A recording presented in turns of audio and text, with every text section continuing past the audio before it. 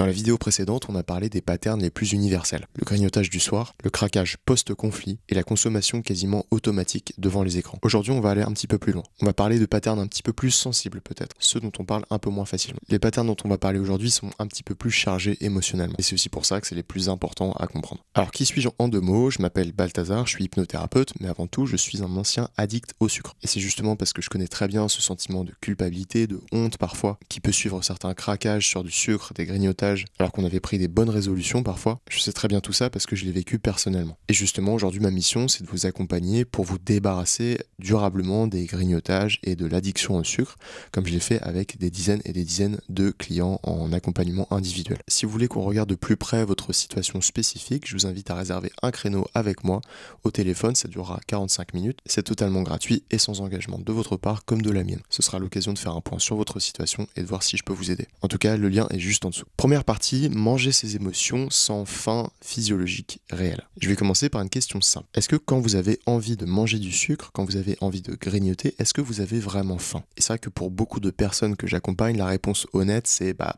vraiment en fait. En tout cas, c'est pas une faim physiologique. D'ailleurs, un petit test pour savoir s'il s'agit d'une faim, une vraie faim finalement, une faim physiologique ou d'une faim émotionnelle. Au moment M, au moment où vous avez envie de grignoter, de manger du sucre, demandez-vous si vous ne mangeriez pas à la place de bons légumes par exemple, ou une bonne salade, ou encore une omelette ou des haricots rouges, enfin de la nourriture habituelle finalement, qui n'est pas sucrée. Et là, posez-vous la question honnêtement, est-ce que c'est plutôt oui ou est-ce que c'est plutôt non? Si vous pouvez remplacer les grignotages par de la vraie nourriture, entre guillemets, c'est que vous avez vraiment faim probablement en fait, c'est une faim physiologique. Et à l'inverse, si vous n'avez pas envie de remplacer les grignotages habituels par des champignons, par une omelette ou par des haricots rouges, alors je sais pas si vous aimez ça, évidemment, il faut que vous aimiez ça dans la vie normale, et c'est que là, c'est plutôt une faim émotionnelle.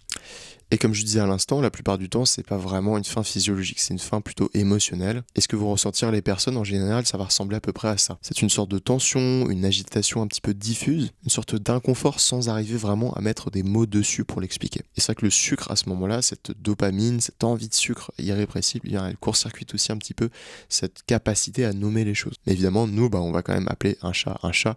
Là, il s'agit d'une faim émotionnelle. Alors la faim émotionnelle, elle se distingue de la faim physiologique sur différents aspects en vérité. Ces aspects qui vous allez voir sont très concrets au final. Déjà, alors que la faim physiologique, elle arrive progressivement, la faim émotionnelle, elle va arriver d'un coup. Elle va être non seulement soudaine, elle va être urgente, mais en plus elle va être spécifique. Et c'est vrai que dans le cadre de la faim émotionnelle, vous n'avez pas forcément envie de manger de la vraie nourriture à ce moment-là.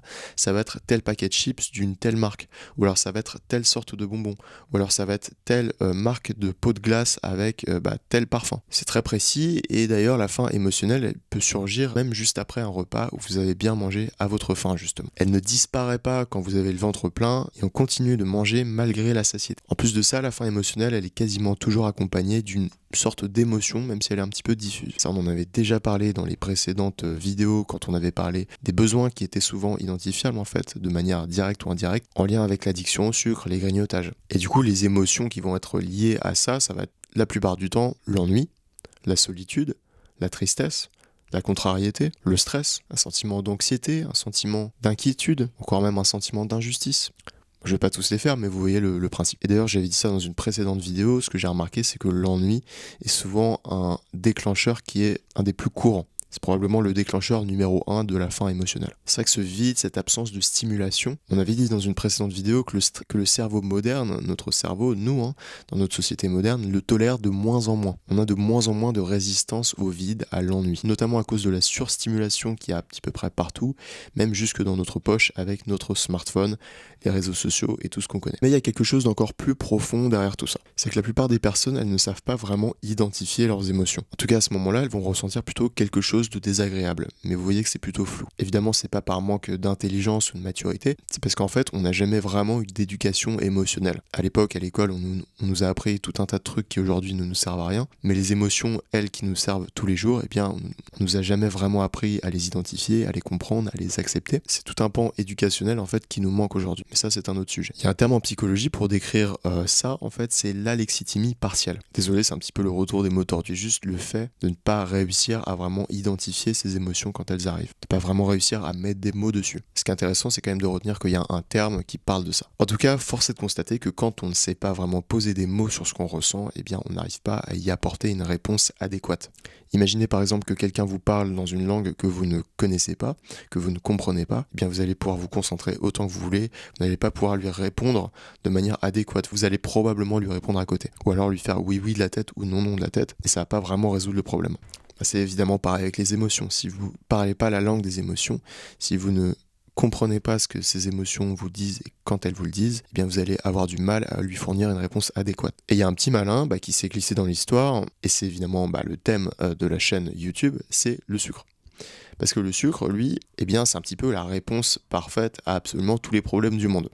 C'est-à-dire que lui, on a beau lui parler en chinois, lui va répondre avec du sucre, et à ce moment-là, ça va passer. Alors ça peut paraître humoristique comme ça, mais en vérité, quand vous vous sentez seul, quand vous vous sentez ennuyé, quand vous vous sentez contrarié, quand vous vous sentez en colère ou triste, tout ça c'est un panel d'émotions vraiment très différentes qui mériterait une réponse individuelle, une réponse personnalisée qui sera évidemment différente pour chaque émotion. Le sucre, lui, il va répondre à toutes ces émotions de la même manière. Ce paquet de gâteaux, ce paquet de chips, ce paquet de bonbons, cette canette de soda, c'est des réponses toutes faites qui ne correspondent pas vraiment aux besoins émotionnels qu'il y a derrière. Et à ce moment-là, vous n'êtes pas du tout dans l'écoute, dans la compréhension de vous-même et de vos émotions. Il y a juste cette espèce de pansement que vous allez passer sur chaque émotion pour ne pas vraiment les écouter, ne pas vraiment les entendre. Dans cette autre partie, on va parler des pics de consommation en période de surcharge, notamment de surcharge au boulot quand vous avez énormément de travail à fournir. Et celui-là, par définition, je le vois énormément dans des profils, par exemple de managers, de personnes qui ont beaucoup de responsabilités, qui doivent gérer des équipes, qui ont des choses à rendre rapidement, des deadlines serrés. Mais ça peut être également des étudiants ou des parents débordés. En fait, ça ressemble à ça. En période calme,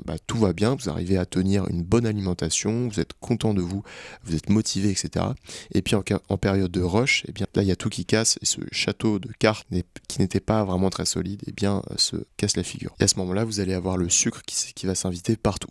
Ça va être le sucre dans le café, ça va être un paquet de bonbons dans le tiroir du bureau, ça va être des gâteaux à la pause de 16h, ça va être un dessert à chaque repas par exemple, ça va être des grignotages ou des sucreries après le travail. Bref, évidemment, on va pas les faire toutes, mais ce qu'il faut comprendre, c'est que le stress et la surcharge cognitive épuisent en fait votre capacité à résister. Vous avez des ressources de contrôle en temps normal qui sont maintenant épuisées. Il faut bien comprendre que la volonté, l'autocontrôle n'est pas une capacité illimitée. C'est une ressource qui se fatigue comme un muscle, et ça c'est pas moi qui le dis, c'est les études qui le montrent. Au fur et à mesure de la journée, vous avez de moins en moins de force de volonté, et vous avez de plus en plus de chances de craquer. Ça c'est pas juste sur le sucre et les grignotages. De manière générale, si vous contrôlez, eh bien plus le temps passe dans la journée, plus la fatigue arrive, plus cette capacité d'autocontrôle diminue et plus vous êtes susceptible de craquer. Donc évidemment, plus votre journée elle est chargée, plus vous avez de décisions à prendre, plus ça fait diminuer cette capacité au fur et à mesure de la journée. Et le soir, quand vous rentrez chez vous, vous avez quasiment plus de carburant pour faire fonctionner cette machine. Ça, c'est ce que nous, on peut appeler la fatigue décisionnelle. Vous prenez plein de décisions, si bien que les décisions parfois les plus importantes, eh bien, vous n'arrivez pas à les prendre parce que vous n'en avez pas la force. Et ça, c'est un phénomène qui est bien connu, même de personnes très haut placées. Par exemple, Barack Obama, qui ne portait que des costumes bleus ou des costumes gris, juste pour ne pas avoir à décider de cet aspect-là le matin. Ça lui éliminait une décision. Vous pouvez avoir quelqu'un comme Steve Jobs qui s'habille un petit peu tout le temps de la même manière avec ce col roulé noir. Parce que la logique derrière, c'est de préserver ses ressources cognitives. Alors évidemment, j'entends probablement ce que vous vous dites, et je suis assez d'accord avec vous. Dans ces cas-là, c'est quand même un petit peu abusé, c'est quand même un petit peu extrême. Nous, simples mortels, entre guillemets, on n'a pas besoin de s'habiller tout le temps de la même manière pour limiter ce genre de fatigue décisionnelle. Mais en tout cas, vous comprenez l'idée, vous comprenez le concept. On en avait parlé dans une précédente vidéo quand on avait abordé le thème du cortex préfrontal, comme ça, qui est la zone qui est chargée de la volonté, de la raison. En fait, bien, les études ont montré que justement, au fur et à mesure de la journée, ce cortex préfrontal, il est fatigué, il se fatigue. Le soir, il est quasiment à plat. Et c'est à ce moment-là que les petits démons, les petites habitudes, les petits automatismes, les réflexes du sucre et des grignotages, ils reviennent quasiment sans avoir à se battre contre vous-même, car vous n'en avez plus la force comme on l'a dit. Maintenant qu'on a dit ça, j'aimerais vous parler de quelque chose d'encore plus insidieux, peut-être d'encore plus pervers dans l'histoire. C'est que année après année, le sucre peut devenir presque indissociable du travail en lui-même. Vous prenez une petite pause café, vous allez manger des biscuits, vous allez mettre du sucre dans votre café. C'est une association qui de base n'a pas forcément de logique, mais qui s'est faite comme ça, si bien que année après année, ça devient une association qui est parfaitement logique. Ça peut être une réunion avec des chocolats ou des viennoiseries, ce genre de choses. Ou encore année après année, à force force de consommer du sucre pendant vos périodes de travail, vous avez absolument besoin du sucre pour vous concentrer. Ces associations conditionnées, elles peuvent devenir tellement solides que vous vous rendez compte que vous ne pouvez pas faire autrement à ces moments-là. Et du coup, c'est plus juste une envie, c'est vraiment un conditionnement, c'est vraiment une obligation presque. Ce qui est assez ironique dans l'histoire, c'est que le cerveau, lui, votre cerveau rationnel, pour le coup, il n'accepte pas vraiment. Il n'accepte pas vraiment qu'on lui dicte ce qu'il a à faire, etc. Et vous trouvez peut-être un petit peu ça bizarre, ces automatismes. Et du coup, la plupart du temps, les personnes, elles vont trouver une justification rationnelle. C'est ce qu'on appelle rationaliser. Ça va être des phrases du genre « je travaille dur, donc j'ai besoin d'énergie ». Ou alors « je suis fatigué, donc j'ai besoin de me faire plaisir ». Et en vérité, la plupart du temps, ces justifications, elles sont pas totalement fausses, parce qu'on sait bien que le cerveau, lui, il a besoin de glucose pour fonctionner. Il a besoin d'énergie pour fonctionner correctement, notamment sous charge cognitive. Mais dans le cas du sucre, là, c'est devenu une justification automatique pour un automatisme qui n'a pas vraiment grand-chose à voir avec un besoin d'énergie réel. Ça peut être des choses que les personnes elles vont se répéter alors qu'elles n'en ont pas forcément besoin à un moment M. Ou alors ça va être des choses que les personnes vont se répéter comme allant de soi, comme étant logique, alors qu'il y aurait des solutions souvent beaucoup plus efficaces et beaucoup plus saines. Par exemple, pour la justification j'ai besoin d'énergie, eh bien ça pourrait être tout simplement de prendre une pause et de ne rien faire, ou d'arrêter de travailler pour aujourd'hui et de recommencer le lendemain, pour pouvoir se laisser le temps de redescendre et de récupérer, de recharger ses batteries pendant la nuit. Alors rassurez-vous, en accompagnement individuel, on vient évidemment parler de tout ça, et ces mécanismes qu'on appelle des mécanismes d'ancrage, d'association, sont des mécanismes qui sont très très très connus et très basiques en hypnose, avec lesquels on peut travailler très facilement. Et dans cette troisième partie, j'aimerais qu'on parle des grignotages solitaires et secrets. Alors ceux-là, c'est parfois ceux dont on peut avoir un petit peu honte, et je n'ai aucun jugement envers vous, parce que c'est des choses que j'ai moi-même très bien connues dans ma vie. On n'en a pas honte parce que c'est quelque chose de rare, au contraire, c'est quelque chose de très très très fréquent, mais dont on a probablement un petit peu de mal à parler en général. Pour la simple et bonne raison que souvent derrière, il y a de la honte. Personnellement, je me rappelle à l'époque, quand je craquais comme ça, la plupart de mes grignotages étaient en vérité solitaires en fait, eh bien j'avais honte de moi, je me sentais mal. Et je sais très bien à quel point c'est pénible. Ça peut être des situations où vous allez manger debout dans la cuisine mais sans vraiment vous poser, parce que comme ça vous vous dites non, c'est pas vraiment des grignotages, je fais ça rapidement. Ça peut être finir les gâteaux par exemple des enfants en se disant tiens, on va pas faire de gâchis. Ou ça peut être tout simplement avoir une cachette secrète entre guillemets dans votre voiture, dans un placard à gants, où vous êtes le seul à pouvoir accéder, vous êtes le seul à en avoir la connaissance. Vous êtes parfois des personnes qui se contrôlent parfaitement en présence sociale, en présence des autres, mais qui quand elles sont seules, lâchent tout. Alors évidemment, si vous reconnaissez un petit peu dans ces images-là, dans ces exemples-là, sachez dans un premier temps que vous n'êtes pas seul. Comme je dis parfois dans mes vidéos, déjà moi je me reconnais là-dedans, et puis vous avez de très nombreux clients en vérité que j'ai en accompagnement, ils se reconnaissent là-dedans. J'entends assez souvent des histoires un petit peu de double vie alimentaire, de personnes qui ont une super bonne alimentation, mais quand elles se retrouvent seules, que personne ne les voit, et quand elles se sentent pas jugées, elles vont faire tout un tas de craquages que par la suite elles n'assument pas vraiment, dont elles ont un petit peu honte. Et c'est vrai que la plupart du temps, ces grignotages secrets un petit peu solitaires, ils sont aussi synonymes d'un relâchement total. En fait, tout ça est vraiment intriqué à vos émotions, parce qu'à ce moment-là, ça vous permet une sorte de parenthèse hors du monde. Quand il n'y a personne pour vous voir, personne pour vous juger. En fait, vous êtes vraiment seul avec vous-même. C'est un moment qui vous appartient, qui vous fait du bien aussi. Et encore une fois, ça on l'a déjà vu dans les autres vidéos, mais il y a ce besoin émotionnel qui est légitime derrière, qu'il faut apprendre à écouter. Alors maintenant, qu'est-ce que ces patterns, ils ont en commun précisément ? On a vu la faim émotionnelle, la surcharge cognitive et puis les grignotages solitaires. Ces trois patterns qui peuvent sembler assez différents en surface. Mais comme on l'a esquissé un tout petit peu à l'instant, ils partagent tous une particularité, c'est que derrière chacun d'eux, il y a un besoin légitime non satisfait. Et quand je dis besoin, c'est un besoin émotionnel. Ça va être par exemple le besoin de décompresser, le besoin d'énergie, de se reposer, ou encore par exemple le besoin d'un espace sans jugement. Et comme vous le savez, le sucre offre une réponse approximative à ces besoins. Oui, elle est efficace sur le moment, mais c'est très court terme. Et en vérité, ça nous fait rentrer dans un cercle vicieux, où au lieu de vraiment s'écouter, au lieu de vraiment comprendre ce qui se passe émotionnellement, on va direct au sucre. Ce qu'il faut bien comprendre en fait, c'est qu'à chaque fois qu'il y a des émotions qui nous viennent, la solution ne peut pas vraiment venir de l'extérieur. La solution, elle doit être intérieure. Il faut faire venir cette émotion, la voir, l'entendre et l'accepter.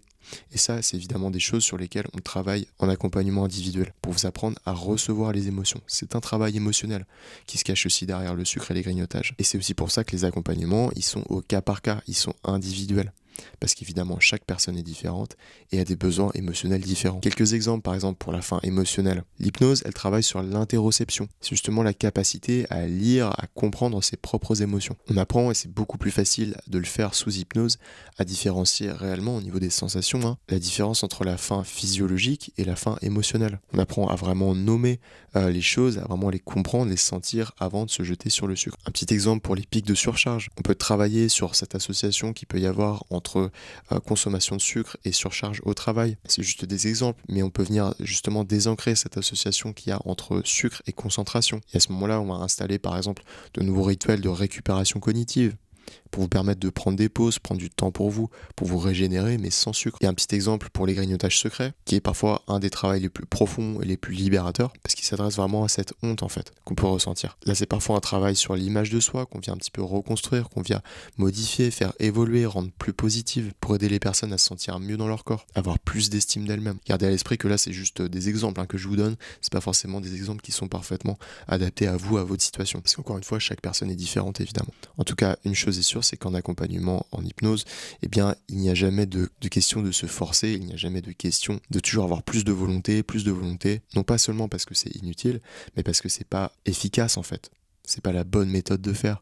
Nous, on va venir en fait sous les résistances qui peuvent exister aujourd'hui et travailler sur la source de ces patterns-là qui sont en profondeur. C'est beaucoup plus un travail de paix avec vous-même que de guerre avec vous-même. En tout cas, si vous vous reconnaissez un petit peu dans cette vidéo, dans ces lignes, dans ces exemples, qu'à un moment vous avez dit, bah tiens, ça c'est exactement moi, je me reconnais clairement là-dedans. Alors peut-être que vous avez aussi envie qu'on en parle ensemble pour dénouer tout ça, pour faire évoluer les situations. Moi, ce que je peux vous proposer, c'est un appel gratuit et sans engagement avec moi. Ça dure 45 minutes et ça va être l'occasion de faire le point déjà, faire un bilan sur votre situation actuelle, que vous m'expliquiez un petit peu ce que vous avez envie de faire concrètement. Et puis moi, je vous présenterai un petit peu ce que je propose en accompagnement et on verra ensemble, vous et moi, si c'est quelque chose qui peut vous convenir ou si c'est quelque chose qui peut pas forcément vous convenir. Dans tous les cas, moi, je vais être honnête avec vous et si je pense qu'il y a une meilleure solution qui est adaptée à votre problématique, bien je vous orienterai vers elle. En tout cas, je vous mets le lien dans la description pour réserver votre créneau avec moi. Je ne l'ai pas précisé, mais ce sera aussi l'occasion pour vous de poser toutes vos questions et d'avoir des réponses rapidement. Je vous souhaite une très bonne journée, une très bonne semaine et je vous dis à la prochaine.